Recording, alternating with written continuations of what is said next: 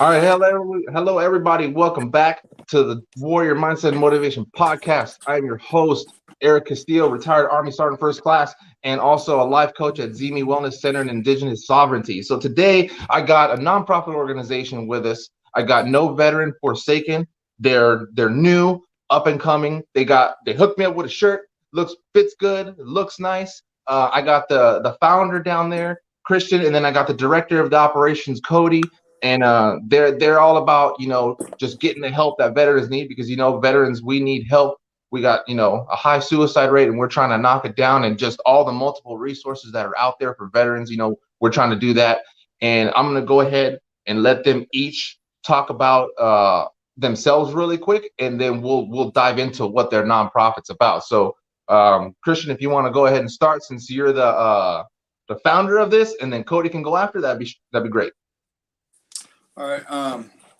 My name is Christian Luis Sanchez.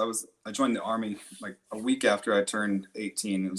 That's from when I was a little kid. That's what I always wanted to do. We served. Me and Jenkins served together at 10th Mountain, Triple Deuce, and we went to Afghanistan in 2010.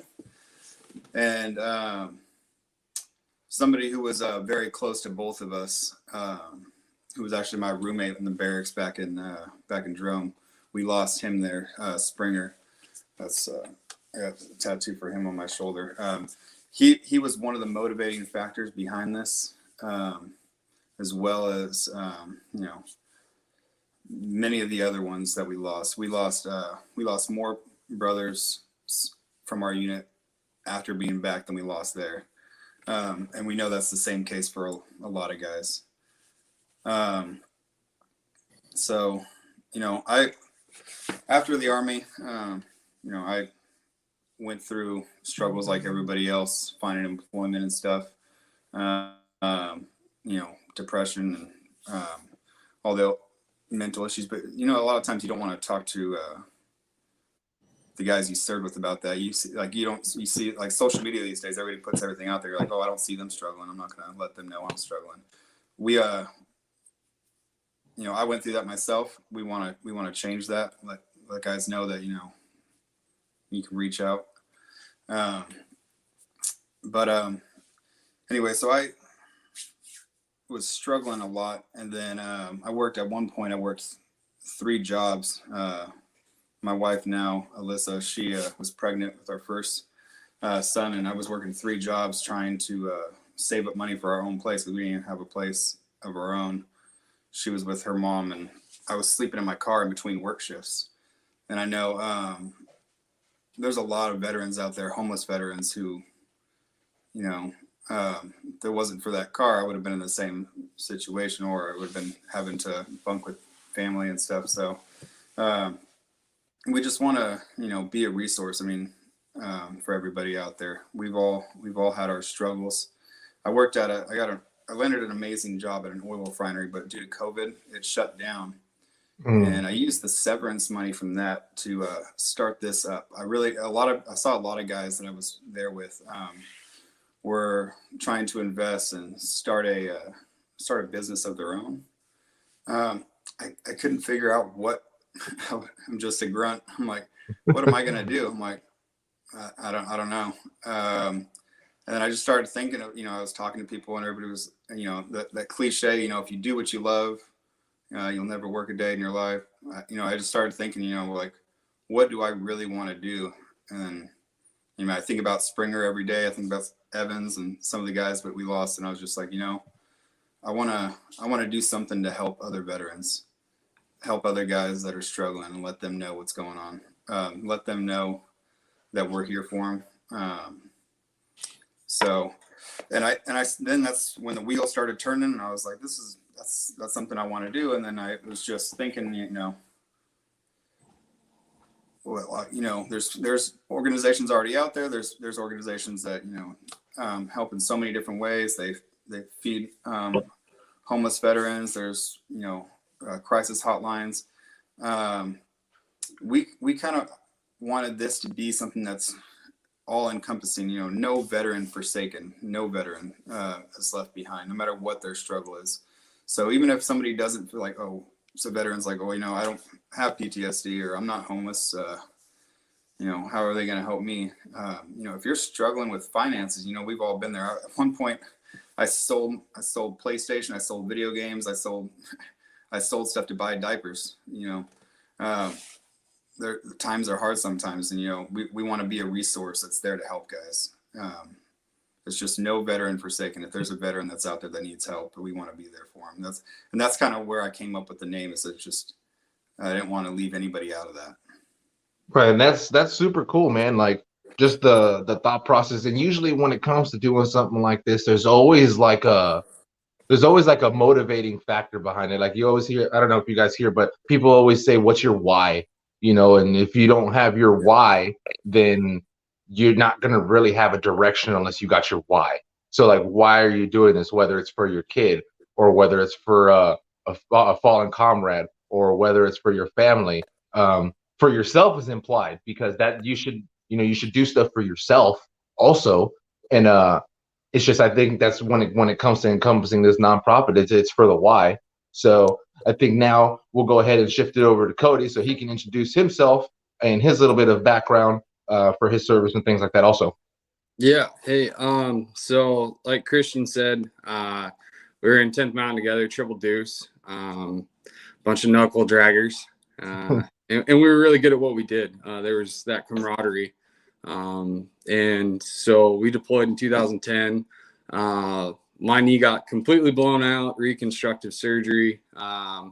Couldn't do that 2-mile run on that asphalt anymore. Like there's a softball in there every time. So medically discharged out. So it's even harder leaving the military when it's not your choice. I would have been a lifer. I loved everything about it. It made me feel invincible at times. It's the feeling ever to know that your brothers have your six. The 2010 deployment, it was hard on a lot of people.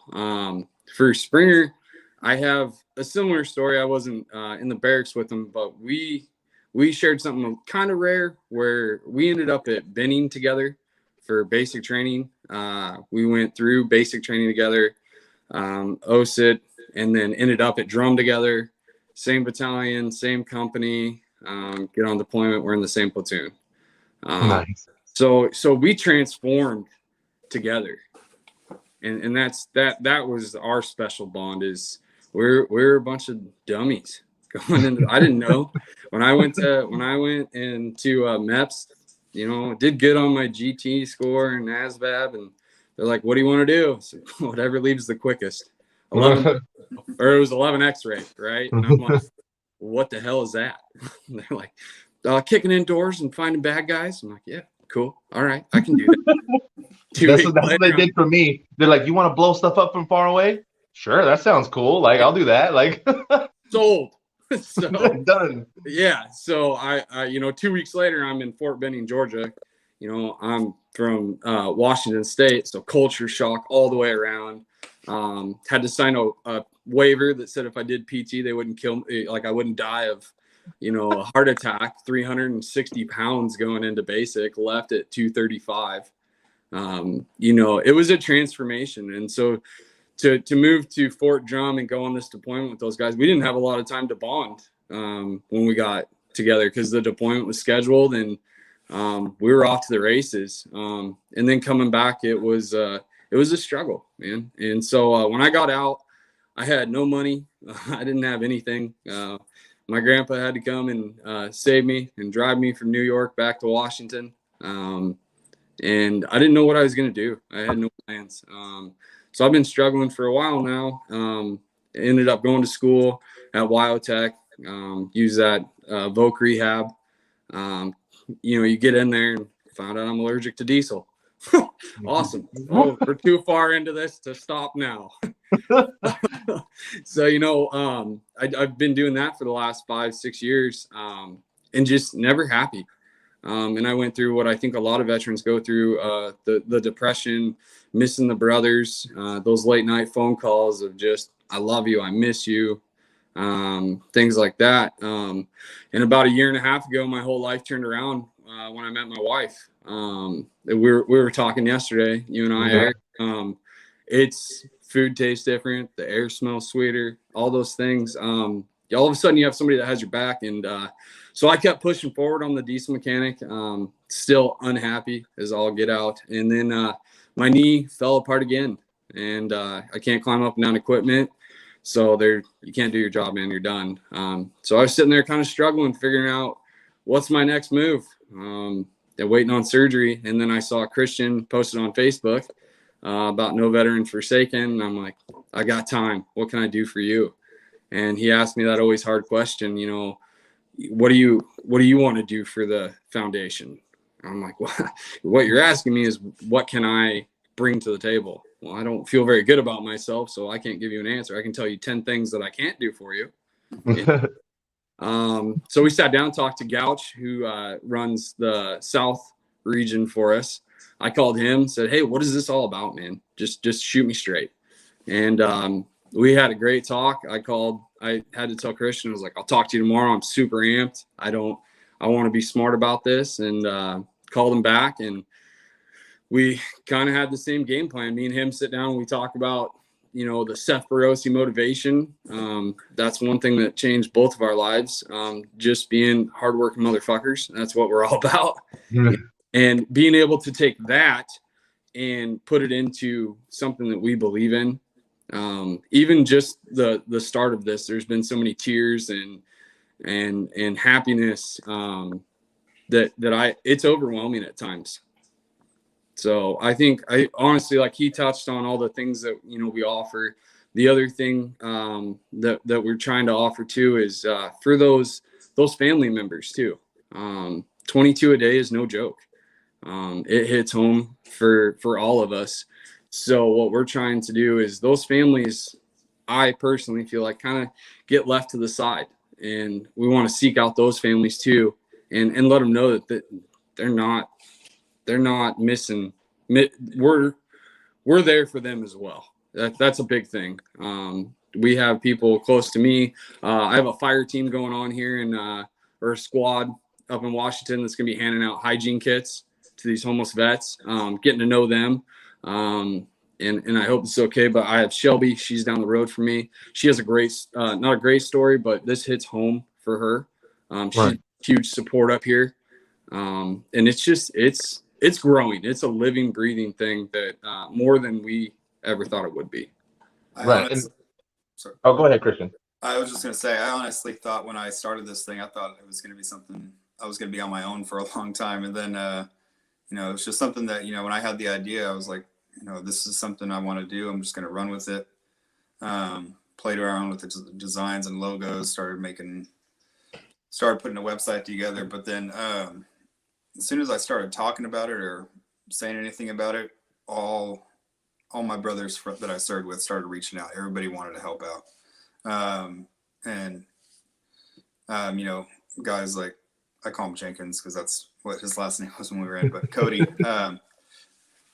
him and Gouch and another guy that, you know, you can meet the team on our website, Anderson and Cody's wife and another guy, Wasser. You know, we've all been, you know, working nonstop every day trying to get things going, but it's been moving quick. It's been awesome.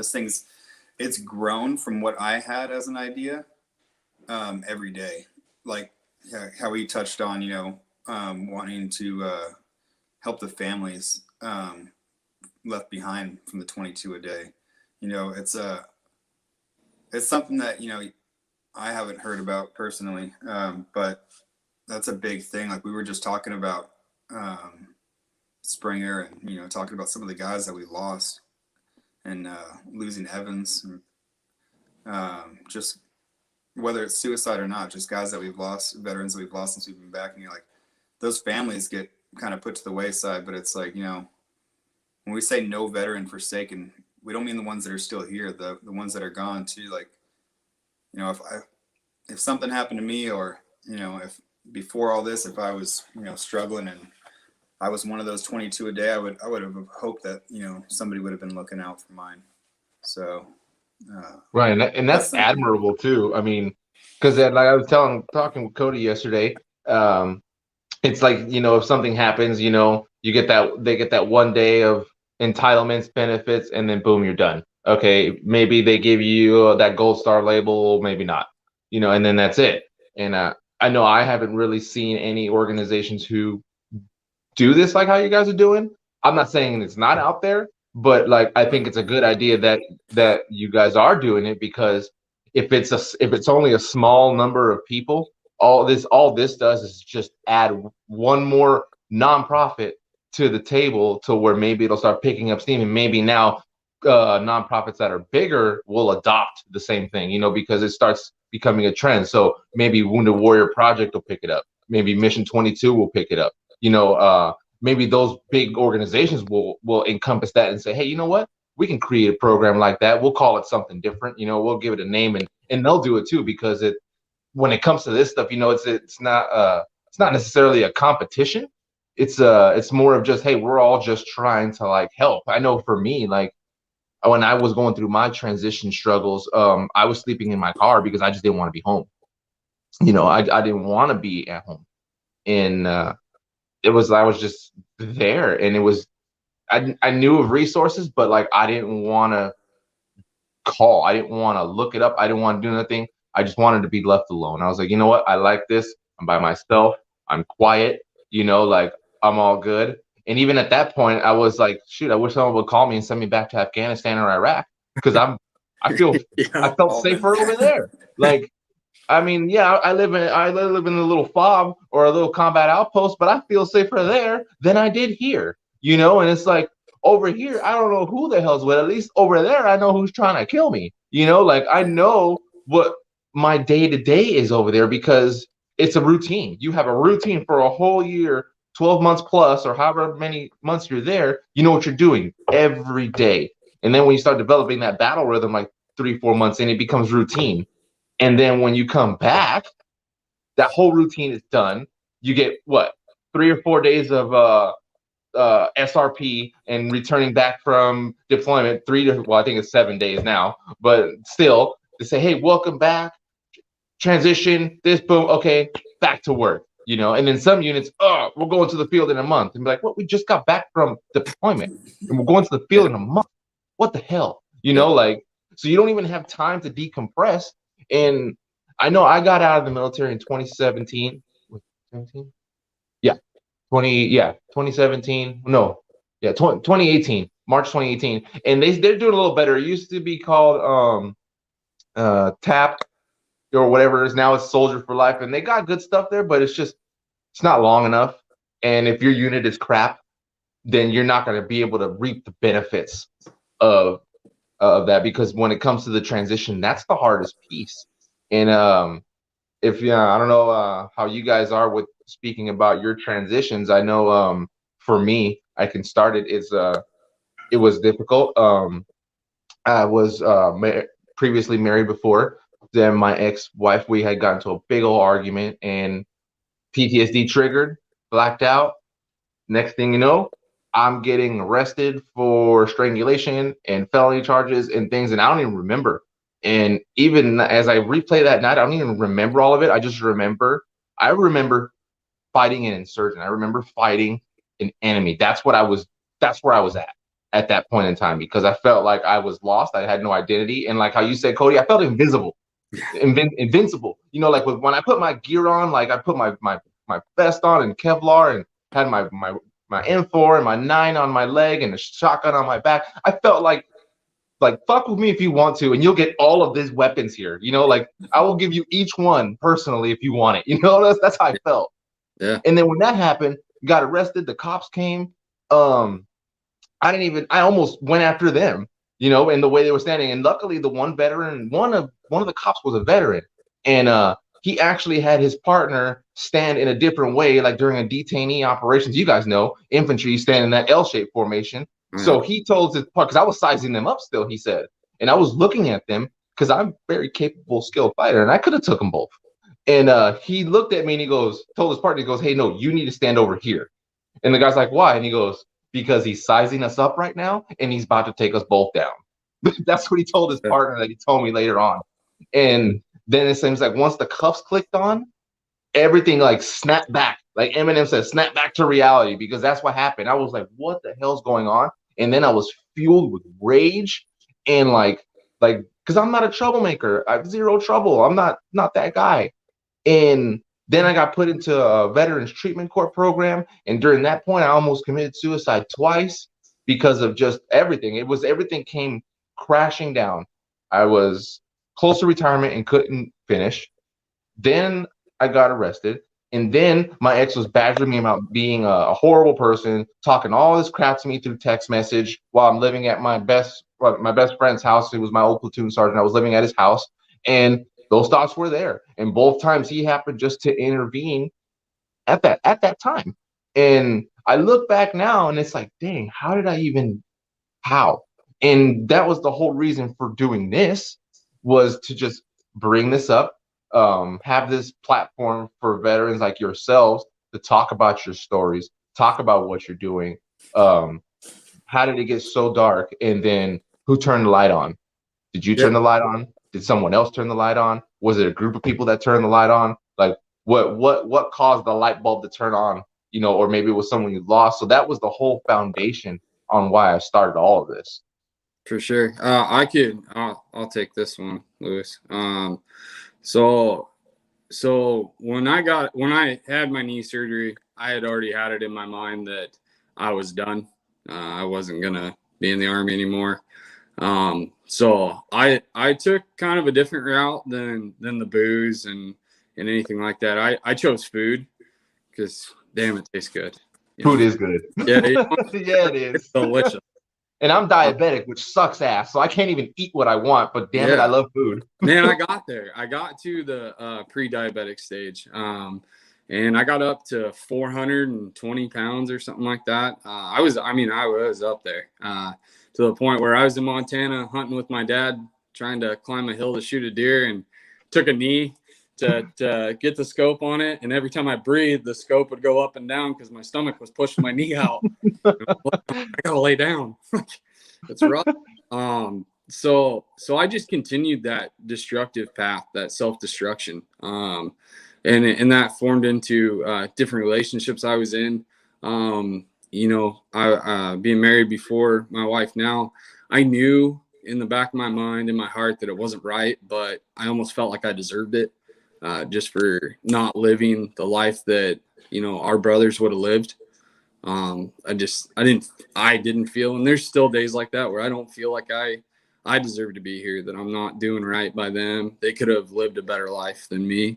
And so it wasn't until we separated from that toxic marriage.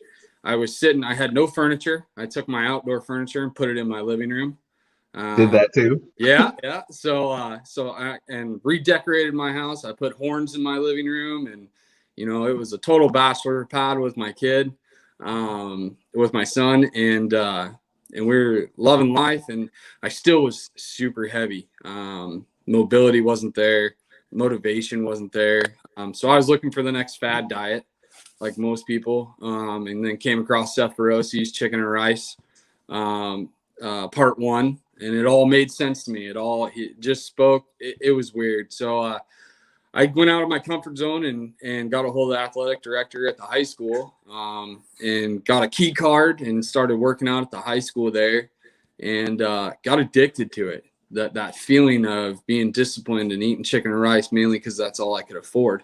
But spice it up with some cream of chicken in there or something. My kid was sick of chicken and rice after that year. But started dropping the weight, started feeling a little bit more confident, got a great job at CNC logging.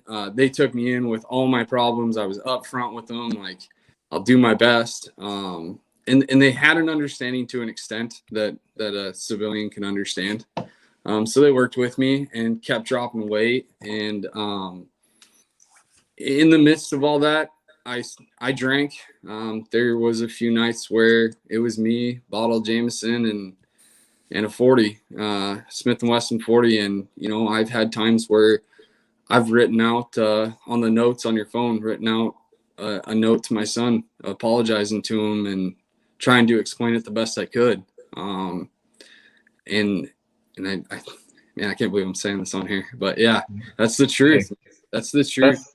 That's the platform, man. That's the whole Yeah. reason. You know, it's just the more you talk about it, the easier it is to talk about it in the future. Like you wouldn't have caught me a year ago talking about all the stuff I just talked about. No, you wouldn't catch You know what me. I mean? So Yeah. keep going, man. Keep Yeah. sharing. So, you know, I had my struggles when I first got out, being lost because it wasn't my choice to get out. So I took that chip on my shoulder and everywhere I went, couldn't hold down a job because I just had an attitude. And on top of it, you know, being 6'2" and a big guy, like go ahead and talk back to me. I had this like holding on to the warrior mentality in a negative manner that I had to be bigger and stronger than everyone. And you can't talk to me that way. You know, almost entitled. I've done this, I've done that. And that was all the way up until a year and a half ago. Just a chip on my shoulder, never happy. And so the nights were the worst. I miss the nights in the Army where you know your battle buddies there. You can sleep because you know if you miss that noise, you know that guy's gonna wake up and be like, hey, we go mess some shit up right now. Yeah. And so having toxic relationships, choosing alcohol for a little while, making dumb choices, you know, never arrested or anything crazy like that. But it was like we were talking yesterday, looking back on them now, you're like, man, how could I even think that was the right choice to make in life? You know, and it all stems back to there's a plan for you out there, and don't give up. As what I've learned the most is that if you keep pushing, it's a battle every day. No one here at No Veteran Forsaken has everything together. We lean on each other just like we were back in Triple Deuce. I know that I lean on Christian for motivation when those days hit me, and vice versa. He's like, tell me something good. Give me a Seth Barossi quote, something. You know, and we push each other. So, and that goes back to my wife even brought it up, trying to put a program together for those spouses, girlfriends, things like that. These veterans, they should find love. And we don't talk about that, right? We're big, strong, you know, Army and Marines. But honestly, it's like you said, having that someone here when you come home, that comfort, that safety, those people take a toll as well. And whether it is, you know, the spouse is male or female, it doesn't matter. There's a certain way to talk to a veteran with PTSD. There's certain triggers. So one of the things we're trying to do is get those spouses, reach out to us, let us help you there, and then in turn we'll try to get your veteran in contact with us as well.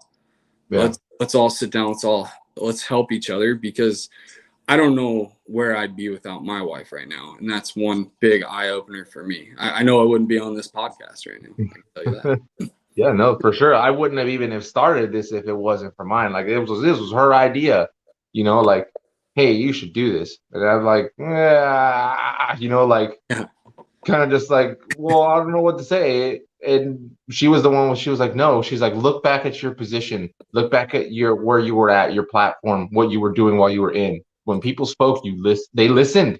It was as I look back, it was kind of true, because I wasn't really the yeller. I wasn't the screamer, but dang it, when I was pissed, people knew, because it wasn't too often, you know, like they're like, oh crap, Smoke is pissed off. What the hell did you guys do to Smoke Man over there? Like, what happened?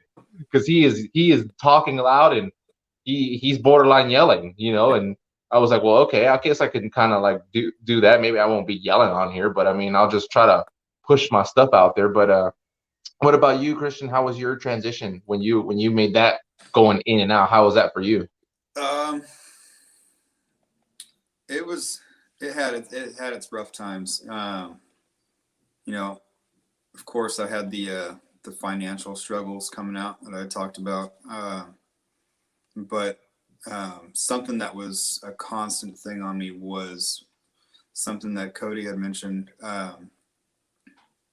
You know, thinking about the guys that weren't there anymore. And that was tough. I mean, I was close to Springer, and that hurt to, you know that I was out doing stuff, and, you know, he didn't come back with us. You know, everything that I was, you know, it was hard to be out in civilian life and not be with your brothers, because it was like, not that it didn't hurt coming back from Afghanistan without Springer. Like, it was rough, but it was so much easier while I was still in, when I had my other brothers there. You know what I mean? And then when I got out, and then I'm just surrounded by people that have, you know, no idea what you're going through or what you're thinking about, it was tough. And I know that's the same for everybody. It's just, you know, transitioning to civilian life. And you know, I got the GI Bill. I started school. You know, I went in the Army a week after I turned 18. So when I started school, I was only a few years older than most of the other people that were on the college campus. But you know, I'm sitting in class, and I'm like, first day, and then a couple kids in front of me, like, you know, one of them's like, I'm so overwhelmed. This is ridiculous. Like, I don't know what to do right now. My dad didn't pay my phone bill. And I was like, where am I at right now? And I was like, you've got to be kidding me. And I was like, take me back. I'm like, I need to go back. And I was like, this is not where I want to be. It was, but yeah, in all seriousness, it was tough to, you know, and it's a struggle every day. This is the first time, with the exception of, you know, within my family, my wife, no matter what I've done along the way, you know, we've gone through tons of ups and downs, you know, from living with family, me, you know, working 3 jobs, sleeping in my car between work shifts. At one point, I was armored truck driver, nighttime security, and a personal trainer at 24-hour fitness. And then at one point after that, you know, I stopped the 24-hour fitness thing, and I started doing construction, working at a lumber yard. But I was jumbling multiple jobs all over the place, trying to, you know, build a good life for them. But it, you know, all throughout that whole thing, you know, the nighttime security, sitting in the car by yourself, and your mind starts to run. And like you mentioned, being alone is a good thing, but after a while, you're just like, you know, your thoughts start to get a little toxic. You know Yeah, what I mean? you start to wonder, what if this, what if that, like, even like for combat scenarios that didn't happen, like, well, what if I would have went this way, or what if I would have shot that guy, or what if this, or what if that, you know, you start thinking of other things that could have happened that's not even really relevant to that situation. Like, and then you start wondering, you start playing out, like me, like I still do it. I'll play out an entire scenario on a whole different path that didn't even happen at all, just to be like, well, because it's like I felt like I could control the entire environment, and I'll just sit there and I'll be like, okay, so if I did this, and if I went that way, then I know that my sergeant would have did this, and I start going through this hole, and the next thing you know, I'm so far deep in the rabbit hole, I'm creating a whole friggin' international incident in my head, you know, like. Yeah. On a serious note, I mean, that happens when you're spending that much time alone and in your own head. You know, you start to go places with it, and I know that's one thing with guys that try to escape with alcohol or some kind of other substance. You know, you try to escape, and you're lost in your own thoughts, because sometimes those thoughts, like when, you know, you're lost in that, you know, Springer's still there. You know what I mean? Like, you know, you did something to help, you know what I mean? You changed that situation. You know, you played things differently. Yeah. You know, and it's tough to come out of that. But like I said, my wife Alyssa has been throughout everything. She's been the thing that's kept me going. Like, you know, you mentioned the why factor. That was those were my vows. I like said that she was my why. She was because, you know, for a long time, you know, like, it was tough. Yeah. But she's been extremely supportive through all this. She's been helping me along the way behind the scenes with all that stuff with No Veteran Forsaken. She's been extremely helpful. And then, sorry, I lost my train of thought. Yeah, you're good. But we wanted to make this, you know, connect this with the wives too, like Cody mentioned. And I think that would be something that would be extremely helpful, because she's had moments where she's like, where are you at right now?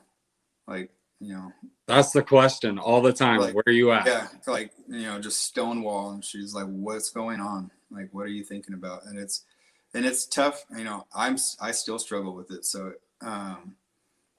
you know, it's something that, you know, if we could reach out, you know, make a chain, like a group for, you know, within No Veteran Forsaken, for the wives of veterans, or do, like, you know, bring the veterans that are struggling with that, with, you know, the communication with their wives together, and we can work on that together as a group. You know, when we say No Veteran Forsaken, we're really like, no matter what it is you're struggling with, we're just all veterans too. Like, reach out, and, you know, whatever it is will help. We got an awesome group of guys here, guys and girls, and you know, this thing runs deep. There's so many people that have reached out and wanted to be a part of this. So many veterans that have you know, reached out, volunteered, and been like, hey, whatever you need me to do, let me know. I want to help.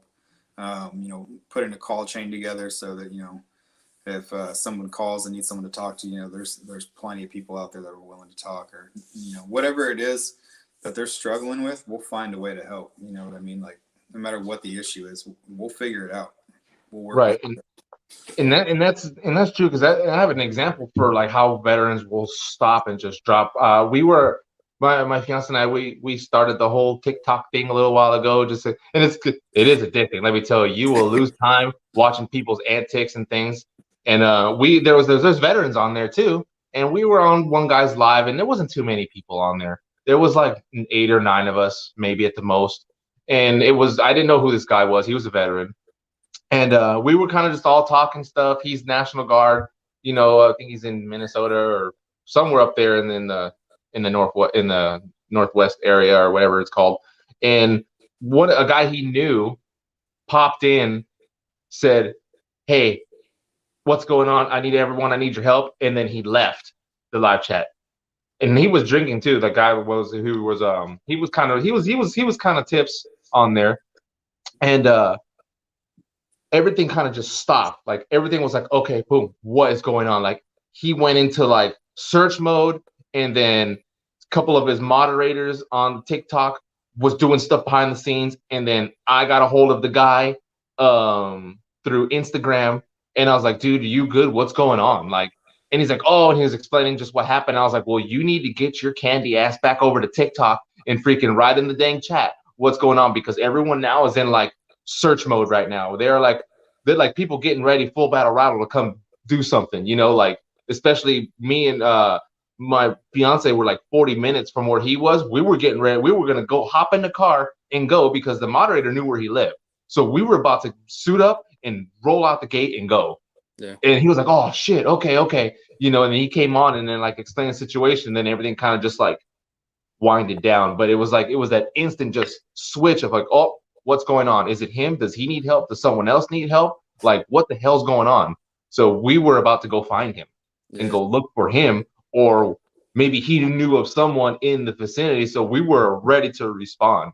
And like, that just kind of goes, Christian, to what you were saying. It's just like, no matter what, we will find a way to help. Because the one thing that, and I think veterans, need to also understand, is you're resourceful and you have networking skills, whether you want to believe it or not. Because when you're in the military, and say you're planning to set up a training event or arrange, you know, getting a range set up, or even doing a class, you have to go look for that information.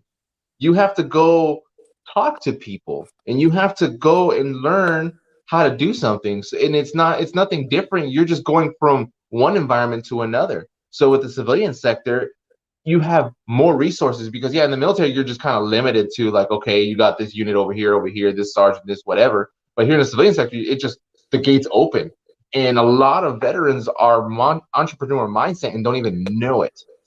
That's the thing. A lot of them are. A lot of them, if you just give them a mission and a task, they'll get it done. And it's just, and a lot of it is just all, they're afraid to start entrepreneurship because they're not sure how it goes. Because there's a whole thing. Like even me, like I was still kind of like, I don't know, because I got to pay child support and this and that or whatever. But I'm running both. I'm gonna freaking get it going to where, because I don't like. I talked with this with Cody. I don't like making money for somebody else. I want to make money for myself and my family and my fiance and my kids. That's why I want to make money for. Not saying that I'm not knocking anyone that has a job. Some people like working, like the company I work at. Great company, good. But COVID really opened my eyes to that, where I was considered essential, where the other person who was not essential was doing the same thing I was doing at home. That's what got me pissed off. And that's why I was like, nope, I'm working for myself now. I'm going to figure this animal out because it's a lot. It's not just a simple, just start a business and go. It's not that simple. There's a lot of things that go on to it. Just like I know when you guys starting this nonprofit, it's not just hey, let's create a web page and go. There's more to it. Yeah, it's been a nonstop thing. Exactly. I mean, I'm still every day, like we're just now starting to slow it down and do our board of director meetings, 3 times a week. But we were doing them every day, and we're like, it's just going to be a quick half-hour meeting. It turns into a 2-hour meeting, like 2.5 hours, and we're just like, dude, like there's so much stuff going on. Like, we. Think he muted. You there, Christian? Yeah, sorry. I have the do not disturb mode on, but for some reason a call came in. Oh, okay. Sorry. Go ahead. Lost where I was at. Yeah, so we have our board meetings. We were having them every day. It was getting to the point where I brought it up to him yesterday, like, hey, maybe we should do this like 3 times a week, so we have a little gap to actually get things done, and that stress is kind of off because everybody's like in California, and then up here in Washington and down in Texas, we have 2 guys that are working their butts off with Gouch and Anderson. And Gouch has got his YouTube channel going on right now. And Anderson is what's his job title? I can't remember. It's like an adjuster or something. It's an assurance adjuster, yeah. Yeah. So with everything going on in Texas, he's slammed. Oh yeah. And you can see he's just stressed out every board meeting, and he's just a little guy, so we got to keep the meat on the bones. So it's just been go, and the support that we've gotten, just from my area, getting support from you, Triple X Archery, they donated over $1,200 worth of merchandise, and that was just I've known that guy for 20 years, Blake Jerome, the owner, and I was so nervous going in there. I'm not the huge people person, and I told him that up front. I said, I am nervous. If I go left or right, let me know, pull me back to the center. And I was like, hey, we're doing a giveaway. Do you want to donate anything? And he just, without hesitation, jumps up and he's like, this has been sitting on the shelf for a while. Here's some arrows. Do you guys want a crossbow? Yeah. Who doesn't want a crossbow? You're kidding me? And then the contacts that he has. People are willing to share their contacts to these higher profile individuals, where in any other way, I would never know how to get a hold of them. I'm a knuckle dragger. I got no clue. And so, and then we have the Fitty Apparel here locally. That guy, we did like I was telling you, when COVID started, the girls started a Facebook page that did like a ding dong ditch. You write down the things you like, what kind of drinks you like, candies, and somebody would grab you and then get a box, put it all together and put it on your doorbell, ring the doorbell and run away. And he wanted to do one for a guy. My wife nominated me. He's a veteran. He made an awesome cooler, styrofoam cooler, made it look like an army tank. and put a bunch of stuff in there. Funny note where all the crayons were gone. And he says, he's like, sorry, man, got hungry on the way. You know, and gave me a coin that he got in Iraq, and then the cuffs off of his dress uniform, which I take extremely personal and are on my bedside. And it's a reminder that there's tons of vets out there. So I reached out to him for my fire team and just my fire team alone, and it blew up. He came to my house, told me about Fitty Apparel and everything that they're doing and how he wants to help out. He's gotten us in contact with major players that just helps us grow. And his thing too is saving us our money that we're funding to get this going. He's finding ways to save money and still put out a great quality for people. We can't thank that Aaron Cox enough for that, along with Triple X Archery. Setting up an event for us March 27th and 28th at the Castle Rock archery range outside. I mean, none of that would be possible without these people. This organization, this nonprofit runs off of people donating time and resources to us. It seems like we kind of like blinked and it took off. Like it was crazy. From the moment I started bringing other people in other than trying to do this on my own, it just started blowing up. Like I was, my own money, didn't have any, it wasn't accepting any donations or anything yet, just try to get the website up. I bought all the supplies for over 150 care packages for homeless veterans, started putting bags together and all this kind of stuff. And, I was kind of just trying to fund this thing up myself and do it myself and, try and pick up some volunteers along the way. But as soon as I started, all these guys were like, no, let's do this. What do you need? What can I do? And it's just been awesome. And all the resources have just been flocking to it. I think the name No Veteran Forsaken and letting people know that, we're not a big, huge company with, a bunch of like where you're going to get an automated machine and a bunch of civilians answering your calls. Like if you need something, a veteran's going to answer who's going to help you find out whatever it is that you need. Put you in touch with whatever resources we can. Like the amount of contacts that we've made in just a short period of time has been unbelievable. And we've got so many different resources already that we can use, that are at our disposal, that we can use to help other veterans. So it's taken off so much, and it's been awesome. Right, and it's like how you guys are saying, it's all on like who you know, and that's kind of how it started with me. I started with a guy I served with, Anthony Norwood, and then I started with just people I knew, because you got to build momentum and build traction. And then I had the Vet TV social media manager come on, and then it kind of just started picking up little by little, with the people I had coming on here, and it's still constantly like, and a lot of people don't know, I actually almost had Gary Sinnes come on from the almost, but and I'll say this live, his PR manager cock-blocked me and shut me down. Says he doesn't do stuff like this, which I know is a damn lie. And I almost had President Bush come on too. Same story. PR person, no, they don't have time for this. And I'm like, okay, so you're telling me at 8 or 9 o'clock at nighttime when they are at home in their pajamas, they don't have time for this? They don't have time to talk to veterans? You're a liar. That's what I was thinking. But, it's okay. I kind of just let it be. And I was like, it's cool. But they responded back, So it's like I know because they took the time to look at what I was doing and then wrote back. And, and it just starts picking up. And that's what you guys did. Someone who knows someone oh, I know a guy here. Let me give you his number here. Here, I know this guy. Let me get you. I just got a number the other day for an NFL player. He plays for the Falcons. His wife was a veteran who served in combat. So I'm going to work to set that one up. Yeah. Just because of I knew someone who knew someone. And same thing for you guys. It's like, I know at you guys' event that's coming up here at the end of the month, you guys are going to meet people that know people that know people. And then it'll start picking up. And that's something we've been trying to push too, is the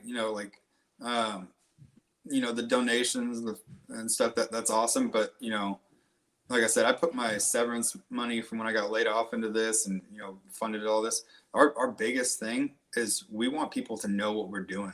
We want to reach veterans. There's so many veterans who just need someone to talk to. Like we just want this. We want to meet. We want to get out there, meet people. Stuff like this. This is an amazing platform. We appreciate being on here. We just want veterans to know that we're here for them.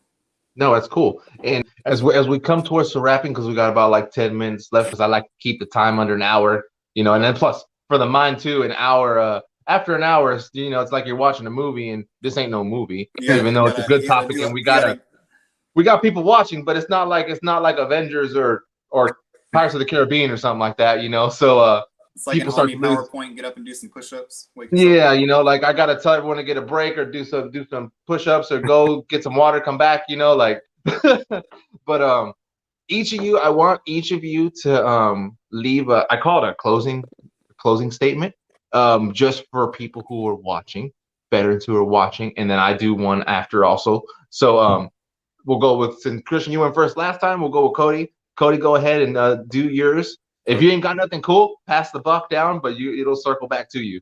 Yeah, because I was gonna just piggyback off of Christian there, but okay. No, I would say out of the 51 minutes that we have been on here, the one thing that we really want to stress is donations are great. Like Christian said, it's awesome. It funds what we're doing, but we're here for every veteran. In like he touched on before, that 888 number, yeah, it sounds like an automated thing, but you're gonna talk to one of us, and either me, Christian, Gouch, you're gonna be talking to a veteran who understands and will be there for you. And me personally, I don't care if you want to call me because you had a crap day at work and you just don't want to be there anymore. That's fine. I literally would love to talk to you. And we have a lot of things coming up, and we want you to, get on the website, take a look at it, and understand that even if you're a family member that's struggling with a veteran, we're here for that too. We're gonna find a way to be there for everyone. We've bitten off a huge chunk where maybe other nonprofits are isolated on one section for a veteran. We just want to be that go-to for you, and to be able to have that opportunity to serve our veterans is what it's all about. I'll cry with you. I'll laugh with you. I'm an emotional guy. I'll do it all with you. So, that's the same with me. This is the most emotional I've been this past year and a half out of my whole damn time. So like, I get it. Like, I get, even during commercials, I get all like, I'm like, why am my eyes watering for this damn commercial? Like. Yeah, we had a TikToker on that. He was raising funds for us, and we're in the group text talking while we're watching this, saying how awesome it is. And I'm like, am I the only one crying right now? Like, And so, but in all seriousness, I would rather listen to you than to hear about you chose a different route to go, because we're here for you, and we will find a way. We've picked something that is so close to us that you're going to feel it when you talk to us. And I hope everyone understands that, seeing me and Christian here. We're more than just glorious beards. We are here for our veterans. Nice. Christian? Yeah, took the words right out of my mouth with what I was going to say. So I'll piggyback off of you. Yeah, it's, we're new. We're still growing and expanding, but we've come into so many contacts already. And even if, if you're a veteran who's just struggling and just doesn't know what resources are available to you or don't know who to reach out to, you can call us and we'll figure it out with you. We got tons of resources at our disposal that we can put you in contact if it's something that we can't directly do ourselves. We just want to make it known that, like, whatever it is, we're here.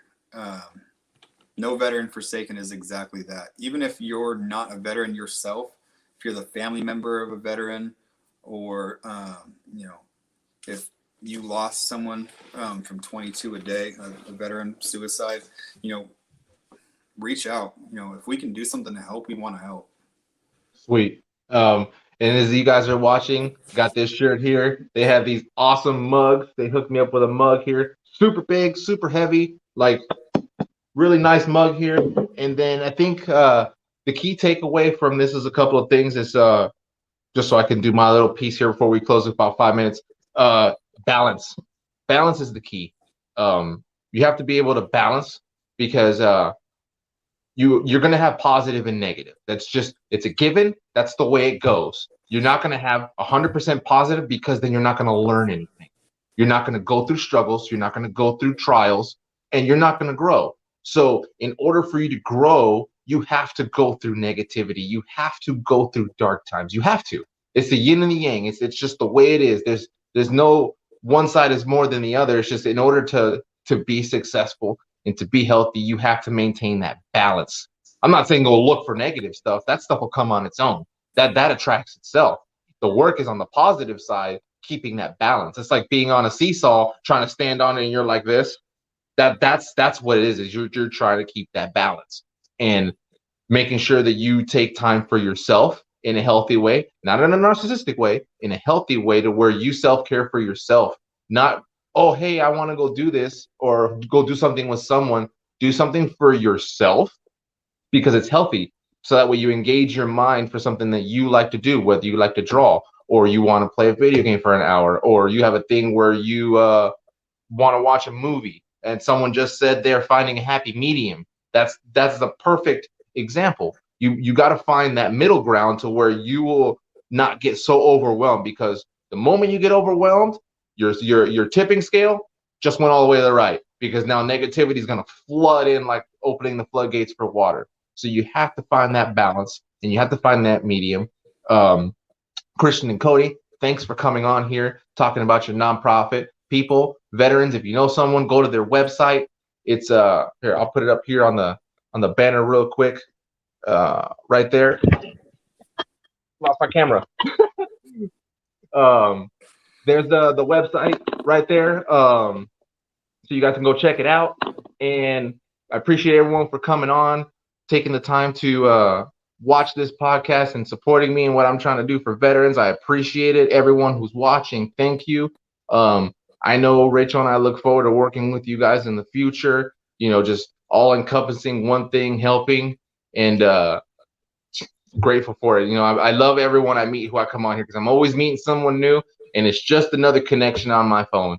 Another two new veterans added to the mix on to do stuff. So I appreciate it, and thank you guys, everyone, for coming on. Thanks, absolutely appreciate it. All right, see you guys next week on the next show. I'm not going to tell you who it is, so you're just going to have to like and subscribe and follow to find out who it is. And yeah, that's how I roll, people. See you later.